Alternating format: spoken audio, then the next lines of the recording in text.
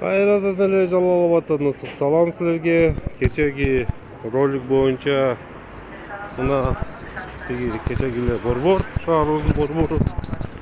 Мына бүгүн карасак бул жерде кыркып тазалап, чыштырып коюптур. Рахмат.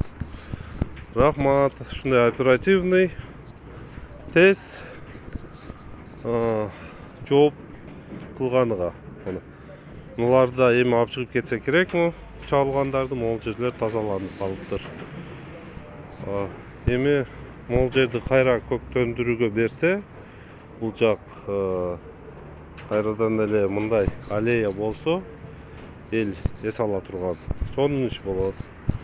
Тазалыкка рахмат, мэриянын ушундай тез оперативдүү жооп кылганыга, ошондой эле шаардык кеңештин төрагасыга кече жөнөткөн эле видеону Орозбекке рахмат чоң. Мына таза болуп калыптыр.